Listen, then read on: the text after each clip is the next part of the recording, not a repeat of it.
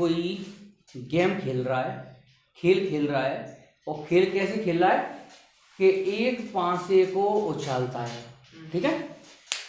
अगर वो 6 का अंक आ जाता है तो उसको 1 रुपया मिलता है, और 6 का अंक नहीं आता है तो 1 रुपया वो हार जाता है, ठीक है। उसने ये सोचा कि मैं ज्यादा से ज्यादा 3 बार उछालूंगा, बस 3 बार गेम खेलूंगा। अब मैं हारूं या जीतूं, और जब भी 6 आ जाएगा तब गेम से हट जाऊंगा।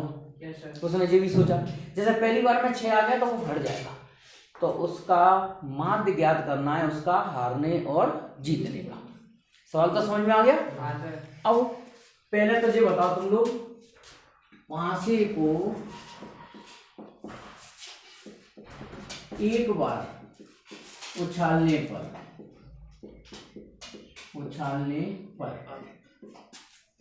6 का अंक आने की प्रायिकता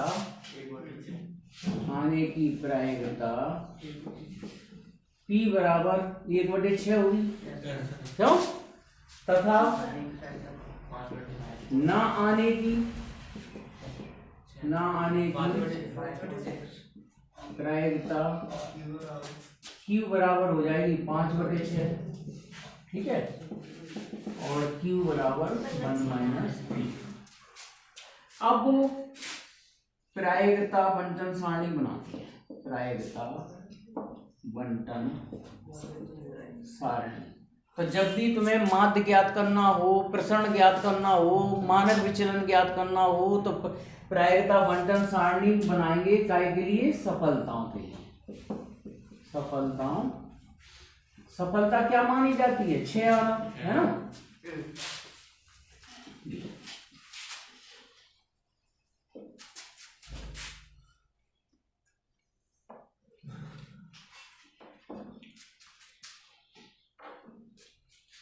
अब देखो, यहां पर तुम्हें पहले ये सोचना पड़ेगा, जो यादृच्छिक चर है वो क्या माना है?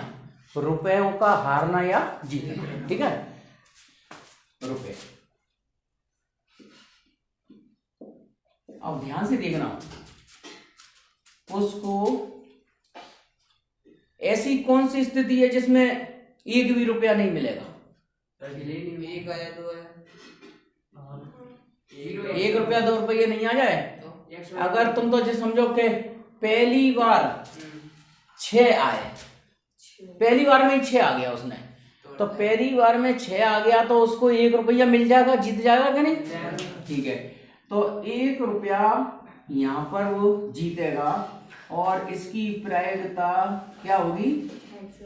हाँ, पहली बार में ही 6 आ जाए, माने पहली बार का मतलब 6 माने 6 आने की प्रायिकता,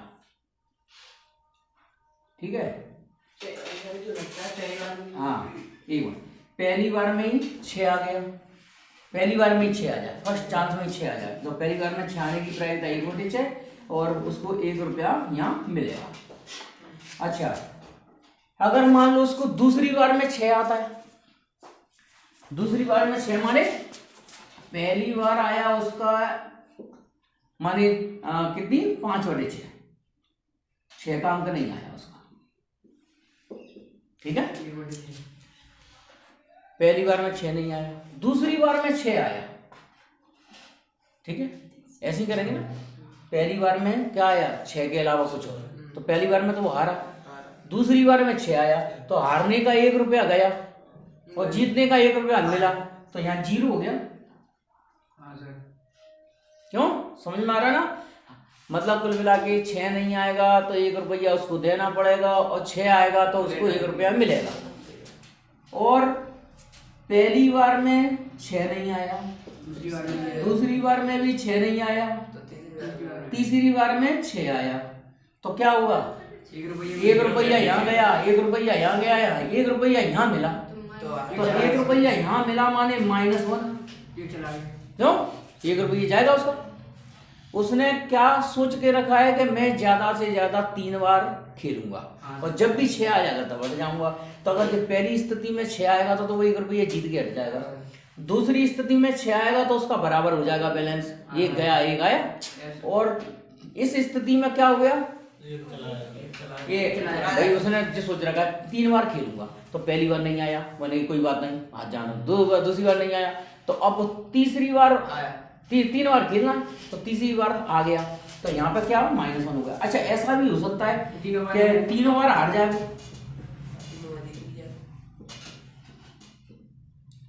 क्यों, तो 3 बार हारेगा माने उसके 3 रुपए चले जाएंगे उसके, ठीक है। अब अपन निकालेंगे इसका माध्य निकालने के लिए x और pxi का गुणा करेंगे, तो इसमें इसका गुणा करेंगे तो ये 1/6, इसमें इसका गुणा होगा तो वो 0 आ जाएगा, इसमें इसका होगा तो -25/216 और इसमें गुणा होगा 125 गुणा 3 कितने हो गए, 125 गुणा 3 125 कितना है, 25 से 375, 375 और 216, ठीक है। अब अपन माध्य निकालेंगे, तो माध्य निकालने का सूत्र क्या होता है, सिग्मा xi और pxi, माने इन घटनाओं को जोड़ो, ठीक है। तो चलो 1/6 ये तो 0 हो गया, माइनस के 25/216 और माइनस के 375/216, ठीक है। ये 216 एलसीएम आ गया तो यहाँ पर 36 आ जाएगा, माइनस के 25 आ जाएंगे, माइनस के 375 आ गए, 375 और 25 जी तो 400 हो गए पूरे, तो माइनस के 400 मतलब 400 में से 36 घटाओ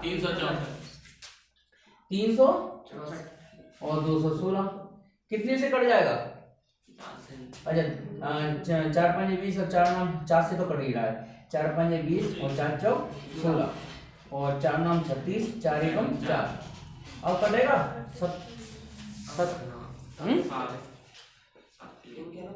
70 से कर सकता है क्या, 70 3 51 उत्तर देखना कितना, उत्तर देखो एक बार फिर समझा दें पूरा सवाल। प्रश्न क्रमांक 12 में कितने बॉक्स हैं, 4 है ना, 4 बॉक्सों में से एक एक टुकड़ा काय का निकालना है, मार्बल का। अब शर्त ये है कि निकला हुआ टुकड़ा क्या था, लाल था, संगमरमर का।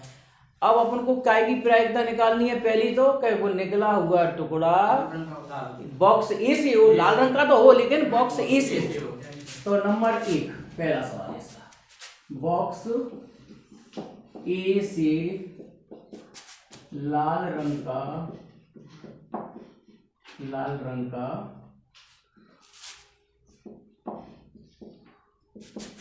टुकड़ा निकालने की प्रायिकता।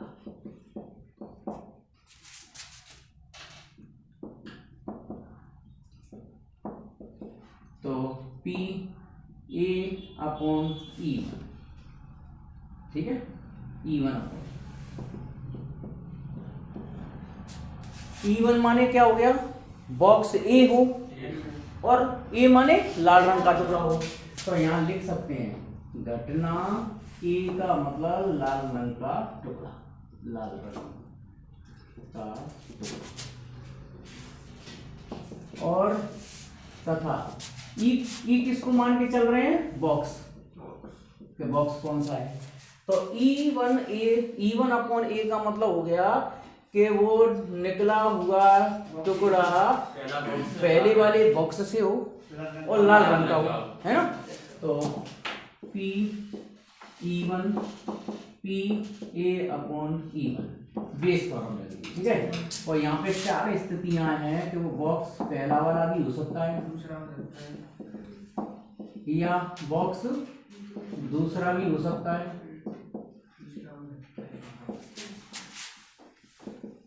P A upon P E3 और A अपॉन E3 और P E4 और P A अपॉन E4, तो देखो यहां लिखेंगे किससे किया है ये, बाई बेस थ्योरम, है ना, बेस थ्योरम। तो P1 पहला बॉक्स चुना जाए, दूसरा बॉक्स चुना जाए, तीसरा बॉक्स चुना जाए, चौथा बॉक्स चुना जाए, तो बॉक्स के चुनने की प्रायिकता तो 1/4 है। अब सवाल ये है कि बॉक्स पहला हो और फिर लाल गेंद निकले उसमें से, तो पहले वाले बॉक्स से लाल गेंद निकलने की प्रायिकता 1/10 बता दे जाना, जो टेबल बनाई है वाले ना, तो ये 1/4 1/10। दूसरे वाले बॉक्स से 1/4 गुणा 1 6/10, 6/10, क्योंकि दूसरा वाला बॉक्स हो और फिर दूसरे वाले बॉक्स से लाल गेंद निकले, फिर तीसरा वाला बॉक्स हो, तीसरी गेंद से लाल गेंद निकले, और चौथा वाला बॉक्स हो, चौथे वाले बॉक्स में तो अब गेंद है ही नहीं, तो 0/10। 1/4 1/10 एलसीएम लेके काट दो, ऊपर ऊपर की संख्या छोड़ दो केवल, क्या क्या बचेगी 1, यहाँ क्या बचेगी 1, यहाँ 6 और यहाँ 8, तो कुल मिला के पहली वाली घटना का उत्तर आ गया 8 और 6 14 1, ये पहला आंसर हो गया। तो ऐसे तुम्हें आंसर निकालने हैं 3, कितने सवालों के आंसर निकालने हैं, 3 निकालने हैं। तो देखो आंसर मैं यहाँ लिख देता हूँ, तुम लोग निकाल लेना। पहला आ गया सर, हाँ पहले वाला देखो, पहला आंसर तो हो गया तुम्हारा 1/15, हाँ मतलब E1/A कितना 1/15, ठीक है। और दूसरे वाले में E2/A, अब दूसरे का देखो यही कर लेते हैं सवाल, दूसरे वाले में जी वाली घटना ऊपर पहुंच जाएगी, 6 पहुंच जाएगी ना ऊपर, तो कितना 6/15, यानी कि 2 3 से काटेंगे तो 6/15, 3 से काट दो, 3 में 6 3 5, और तीसरे वाले बॉक्स से निकलने की 8/15, तो ये तीनों आंसर आ जाएंगे, ठीक है। रोगी के हार्ट अटैक आने की प्रायिकता ये है 40%, 40% का मतलब 40/100, ठीक है। अब कोई रोगी क्या करता है, 2 तरीके आजमाता है, एक तो योग आजमाता है और दूसरा दवाइयों के द्वारा करता है। अगर वो योग अपनाता है, योग के द्वारा हार्ट अटैक कम करने की प्रायिकता, हाँ हार्ट अटैक सुनो ध्यान से 30% कम कर दिया जाता है उसको। कम का मतलब अब हार्ट अटैक मतलब कुल मिला के जी लिख दो, योग के द्वारा हार्ट अटैक कम करने की प्रायिकता कितनी है 30/100, और दवाइयों के द्वारा 25/100, दवा के द्वारा हार्ट अटैक को कम करने की प्रायिकता 25/100, ठीक है। अब सुनो यहाँ पे अपन बेस थ्योरम लगाएंगे, हाँ बेस थ्योरम में सवाल है E1/A, ठीक है। तो फॉर्मूला जो अपन अब यहाँ लगाते हैं वही लगा दो, PE1PA/E, माने हम प्रायिकता निकाल रहे हैं कि वो रोगी हार्ट अटैक का हो मगर क्या करता हो, योग के द्वारा अपनी बीमारी को कम करने की प्रायिकता, ठीक करने की प्रायिकता P1 और A/E1 हो गया योग के द्वारा, और PE2 हो गया किसके द्वारा, दवाई के द्वारा। तो यहाँ पे लिख दो, यहाँ घटना हाँ ए किसको माना जाता है, ए माने जिसके बारे में पता है वो काय का पेशेंट है, हार्ट पेशेंट, ठीक है, हार्ट अटैक का